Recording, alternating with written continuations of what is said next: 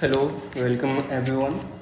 Today we are solving Jamia MBA English section. So this is a question paper of MBA 2016, and we will continue uploading these English sections to our YouTube channel, and you will find plenty of the exercises in upcoming days. So in today's class we are solving the Jamia MBA 2016.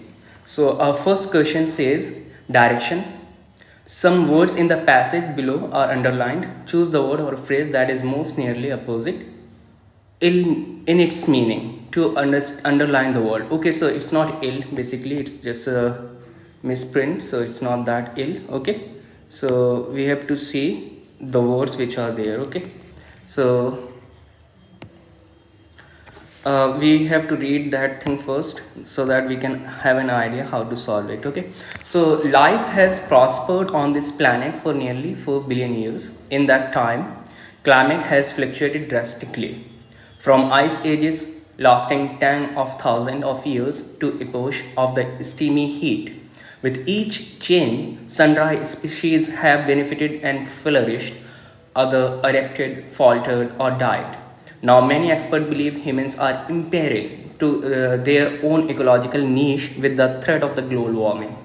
The vaporous byproduct of civilization in the form of the greenhouse gases such as carbon dioxide have trapped enough heat in the atmosphere to raise Earth's average surface air temperature by a half degree Celsius during this century. If this trend continues, it could alter climate patterns worldwide, thawing glaciers, boosting sea level, scorching plain into the desert, and shifting vegetation. So if you see, you will have an idea. This passage is basically about what? This passage is basically about the climate change. So if we know that this passage is about climate change, we have to understand the vocabulary of climate change as well.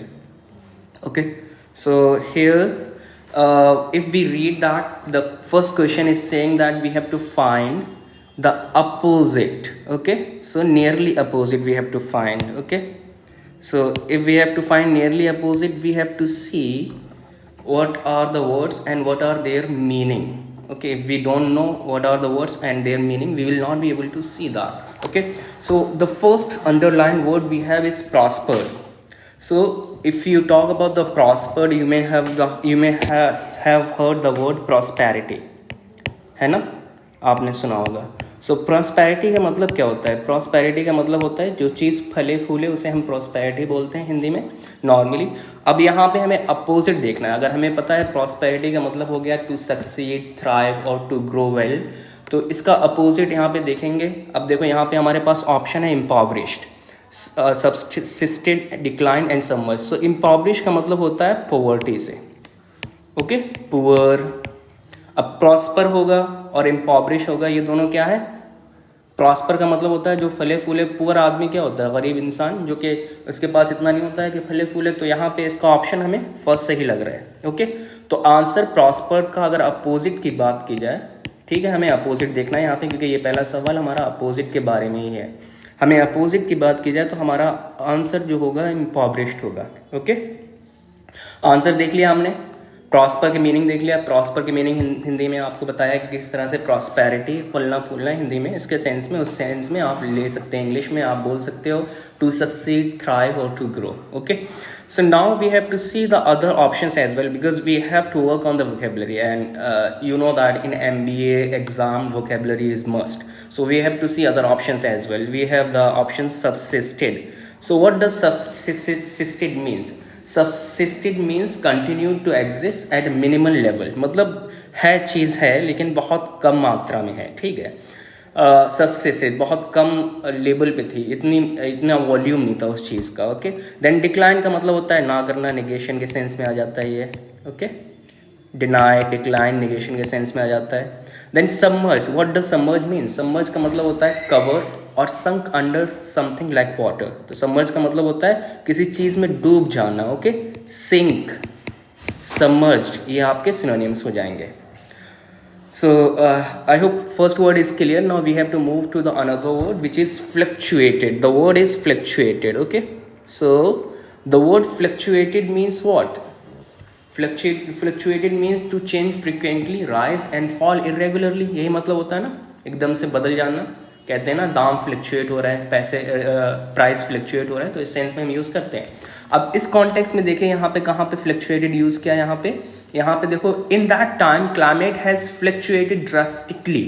Fluctuated which means that it was degrading. Okay, so यहाँ पे हम fluctuated को unstable के sense में use कर सकते हैं। Unstable क्या होता है? अनस्टेबल का मतलब यही होता है कि कोई चीज एक जगह ना ठहरे। ओके, स्टेडी का मतलब होता है कोई चीज एक जगह ठहर जाए। ओके, सो स्टेडी का मतलब होगा नॉट चेंजिंग। अनस्टेबल का मतलब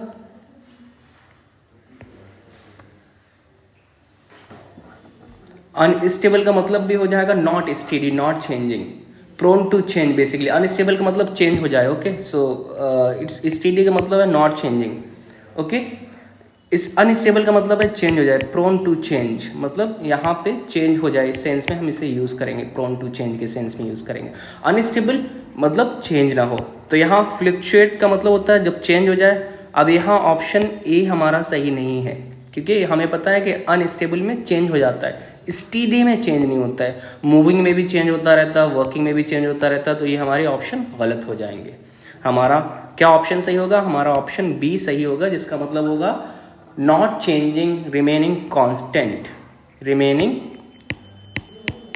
कॉन्स्टेंट मतलब उसी जैसा हो, जैसा था वैसा ही रहे, क्योंकि फ्लक्चुएशन में क्या हो रहा था? फ्लक्चुएशन में हम देख रहे थे चेंज हो रहा है, ठीक है। अब यहाँ पे चेंज नहीं होगा। जैसे कि रीड करोगे तो यहाँ पे क्या लिखा था? इन that time climate has fluctuated. Climate had fluctuated मतलब कि क्लाइमेट चेंज हो गया था।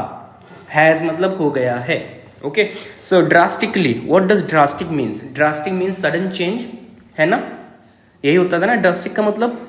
सो यहाँ पे देखो ड्रास्टिकली का मीनिंग पहले हमें पता होना चाहिए, फिर उसके बाद ही हम इसे सॉल्व कर पाएंगे। सो ड्रास्टिक का मतलब होता है सडन चेंज, ठीक है। तो सडन चेंज को हम क्या बोल सकते हैं? इन एन एक्सट्रीम और सीवियर मैनर, है ना, बोल सकते हैं ना सडन चेंज को। सडनली क्या होता है? सडनली में एक्सट्रीम और सीवियर इंटेंसिटी होती है ना एक, तो उसे हम बोल सकते हैं सडन चेंज। ओके, क्या बोलेंगे हम उसे? Drastically. Now we have the word slightly. Slightly मतलब होता है थोड़ा सा, तो ये हमारा ऑप्शन गलत हो जाएगा। अप्रॉक्सीमेटली होता है जरा सा। और सॉरी, यहाँ पे हमें देखना है opposite. Okay, so we don't have to just swayed away by the options, we have to see the opposites. Okay, so as we have read in the beginning, we have to find the opposite. So suddenly, if suddenly का मतलब हो गया extreme change, तो slightly का मतलब क्या हो जाएगा? स्लाइटली का मतलब हो जाएगा आपका जो एकदम से कम चेंज है, तो इसका ऑप्शन हमारा ए सही हो जाएगा, ठीक है। अप्रॉक्सीमेटली होता है कि अंदाजा लगाओ, नियरली, अबाउट के सेंस में अप्रॉक्सीमेटली को यूज करते हैं, ठीक है। इंटरमिटेंटली को देख लो आप। इंटरमिटेंटली का मतलब होता है ओकेशनली, लिख लीजिएगा आप लोग। इंटरमिटेंटली का मतलब होगा ओकेशनली। क्या मतलब होगा इसका? ओकेशनली। ओके, सो और ओकेशनली को हम एट इंटरवल भी बोल सकते हैं, एट इंटरवल्स भी बोल सकते हैं। क्या बोल सकते हैं? एट इंटरवल्स मतलब एक वक्फे के बाद कोई चीज़ हो, एक पॉज के बाद कोई चीज़ हो। ओके, ये क्लियर हो गया? Okay, next word we have is epoch. ओके, अब epoch we have to understand what does it mean. Okay, if we don't know the meaning of epoch, then it's gonna be clear, it's gonna be hectic for us. Like we have to know the meaning of epoch first. So epoch का मतलब होता है बहुत बड़ा अरसा, like सालों हजारों सालों का जो एक पीरियड होता है, एरा होता है, उसे हम बोलते हैं epoch. अब यहाँ पे हमारा क्या सिनोनियम्स हो जाएगा ये देखो, ठीक है। सिनोनियम ही हमें देखना है, सबसे अपोजिट देखना है, सिनोनियम नहीं देखना। क्या देखना है हमें? Opposite. Okay, so we have to just clear in our head what do we have to see? Opposite. Epochs का मतलब हो रहा है कि long period of time in history. तो यहाँ पे ईयर्स क्या हो जाएगा? ईयर्स भी सालों साल होते हैं। मिनट्स कोई ज़्यादा इंटेंसिटी नहीं ला रहा, ठीक है। इंस्टेंट का मतलब क्या होता है? एकदम से कोई चीज़ हो जाए, इमीडिएट। तो इसका अपोजिट इपोच का, अगर कोई इपोच में अगर साल लग रहे हैं, तो इंस्टेंट का मतलब होता है कोई चीज़ एकदम फौरन हो जाए। तो इसका आंसर क्या हो जाएगा? फौरन हो जाएगा। Okay, I hope it is clear, much clear now. Now we have to see the word, the other words we have is sun dry. So sun dry means, basically it means various, okay, or if there is any variety available, so we use the word sundry for that. Okay, of different kinds बोल सकते हैं, various का मतलब भी वही होता है ना, of different kinds, तो इसका मतलब वही होगा। देखो ये सारे इसके मीनिंग है। अब हमें क्या करना है, यहाँ पे अपोजिट फाइंड करना है। तो यूनिफॉर्म का मतलब होता है एक जैसा, है ना, तो इसका आंसर क्या हो जाएगा, यूनिफॉर्म ही हो जाएगा इसका आंसर। बाकी अगर तुम वर्ड देखो, कॉम्प्लेक्स, कॉम्प्लेक्स का मतलब होता है कॉम्प्लिकेटेड, इंट्रिकेट सिचुएशन, उसे हम कॉम्प्लेक्स बोलते हैं। मतलब कोई अगर किसी बात को समझने में थोड़ी मुश्किल आ जाए तो उसे हम बोलते थे कॉम्प्लिकेटेड या कॉम्प्लेक्स सिचुएशन, ठीक है। देन हमारा वर्ड है स्मॉल अमाउंट, लिमिटेड क्वांटिटीज हम नहीं बोल सकते हैं क्योंकि इसका कोई मतलब नहीं हो रहा है यहाँ पे, हमें पता होना चाहिए, तो ये भी हमारा यहाँ पे सही नहीं बैठ रहा है इस कॉन्टेक्स्ट में। क्लीन का क्या मतलब होता है, क्लीन का मतलब साफ होता है, तो you have to see the options as well while solving it, you have to see the options, okay। so यहाँ देखो क्या लिखा है, sundry species। अब sundry species को हम clean species नहीं बोल सकते, clean यूज नहीं कर सकते उस जगह, ठीक है, ना ही small amount of species befitted, ये it is not making sense, okay। तो यहाँ पे हम various बोलेंगे, क्या बोलेंगे, various, complex भी नहीं होगा यहाँ पे, ठीक है। सो चलो आगे मूव करते हैं, हम देखते हैं अगला क्या है हमारा। चलो रीड करो, यहाँ पे क्या है, species had benefited and flourished। अब ये देखो benefited and flourished, बेनिफिट का मतलब क्या होता है, पॉजिटिव वर्ड है, इसका मतलब क्या होता है, किसी चीज को फायदा मिले, ठीक है। फ्लरिश भी हमारे पास क्या है, पॉजिटिव वर्ड है, ठीक है। सो पॉजिटिव वर्ड है तो इसका मीनिंग अच्छे में आएगा। यहाँ देखो डिक्रीज क्या है, ये हमारा नेगेटिव वर्ड है, डिक्रीज का मतलब हमें पता होता है कम होना, ओके। एक्सटिंग्विश का मतलब होता है बिल्कुल खत्म ही हो जाना, तो यहाँ पे ये दोनों नहीं आएंगे। बिकेम एक्सटेंट भी ये हमारा क्या है, बिकेम एक्सटिंक्ट मतलब किसी चीज का खत्म हो जाना बिल्कुल, ठीक है। डिक्रीज का मतलब होता है कम होना, एक्सटिंग्विश मतलब बिल्कुल ही खत्म हो जाना, ठीक है। सो एक्सटिंग्विश का मतलब होता है जैसे हम आग के सेंस में यूज करते हैं ना, आग को हम बुझाने के लिए यूज करते हैं पुट आउट, और एंडेड के सेंस में यूज करते हैं, मतलब बोलते हैं ना I have put out the fire, उस सेंस में यूज करते हैं। डिक्रीज का मतलब होता है अगर साइज में या नंबर में कम हो जाना, इसे डिक्रीज बोलेंगे, ठीक है। बिकेम एक्सटिंक्ट मतलब के बिल्कुल ही कंप्लीटली खत्म हो जाना, ओके। डिसअपीयरिंग कंप्लीटली, इस सेंस में हम यूज करते हैं, कंप्लीटली इस सेंस में हम यूज करते हैं। एक वर्ड है हमारे पास लैंग्वेज। लैंग्वेज का मतलब होता है किसी चीज का हल्का पड़ जाना, ओके, या किसी चीज का प्रॉस्पर ना होना। प्रॉस्पर मतलब किसी चीज का फलना फूलना बंद हो जाना। फेल टू थ्राइव, थ्राइव का मतलब क्या होता है, थ्राइव का मतलब होता है किसी चीज को बहुत ज्यादा प्रॉस्पेरिटी हासिल हो, बहुत ज्यादा मात्रा में एकदम से उससे कोई हार्म नहीं हो रहा, आराम से एग्जिस्ट कर रही है, उस सेंस में हम यूज करते हैं। तो लैंग्वेज का यहाँ पे आंसर क्या हो जाएगा, ये आपका आंसर नहीं होगा, ये आपका आंसर नहीं होगा, ये नहीं होगा। बिकम एक्सटिंग्विश आपका आंसर नहीं होगा, डिक्रीज आंसर नहीं होगा। लैंग्वेज में आंसर क्या हो जाएगा, fail to thrive, okay. I hope it is clear so far. Now we have to read more so that we are able to solve it. The other question says, so we read it first, okay. Other adapted, faltered or died. Adapted, falter or died. Falter or died. Now many experts believe humans are imperiled. So faltered. What does falter? What does it show? Is it positive word or is it negative word? So faltered basically, here the meaning of the falter is lost, losing the strength or lost strength. मतलब जो species सामना नहीं कर पाएंगे climate change का, तो उनके लिए हम फॉल्टर्ड बोलेंगे, ठीक है। हेजिटेटेड का सेंस में भी इसे यूज कर सकते हैं। फॉल्टर्ड को किस सेंस में यूज कर सकते हैं हम, हेजिटेटेड के सेंस में यूज कर सकते हैं, ठीक है। अब यहाँ देखो फॉल्टर्ड को अगर हेजिटेटेड के सेंस में यूज कर रहे हैं तो यहाँ पे ये तो सिनोनिम्स हो गया हमारा इसका, ठीक है। फिर उसके बाद हमें लॉस स्ट्रेंथ। अब लॉस स्ट्रेंथ मतलब कंटिन्यू, देखो यहाँ पे स्लोड मतलब हो जाएगा धीमा होना, क्विकन मतलब हो जाएगा तेजी से, एकदम से बहुत तेजी से ग्रो करना। कंटिन्यूड का मतलब होगा चलते रहना, तो यहाँ पे ये ऑप्शन नहीं होगा, ये ऑप्शन इसका सही नहीं होगा, स्लोड इसका सही नहीं होगा, तो इसका अपोजिट क्या हो जाएगा, कंटिन्यूड। लॉस स्ट्रेंथ हेजिटेटेड मतलब धीमा पड़ जाना, ओके। अब इसका एक मीनिंग और होता है वीकेंड, याद रखना, ठीक है। नॉट वीकेंड, WEAKEND, वीकेंड, इस सेंस में हम यूज करते हैं, तो इसका मतलब होता है कमजोर पड़ना। कंटिन्यूड मतलब जारी रहना। इम्पेरिंग एक वर्ड होता है, इम्पेरिलिंग, पेरिलस से याद कीजिएगा, ठीक है। इसे पेरिलस का मतलब होता है किसी चीज को नुकसान पहुंचाना, मतलब कोई चीज अगर डेंजरस है तो उसे हम पेरिलस बोलते हैं। सो यहाँ पे किस सेंस में यूज होगा, देखो इंडेंजरिंग क्या हो जाएगा, इंडेंजरिंग इसका सिनोनियम हो जाएगा, क्या हो जाएगा, इंडेंजरिंग, इम्पेरलिंग। अगर पेरिलस का मतलब डेंजरस है तो इम्पेरलिंग का मतलब क्या हो जाएगा, इंडेंजरिंग। ओके, क्या मतलब हो जाएगा इसका, इंडेंजरिंग, सिनोनिम्स हो जाएगा। ठीक है।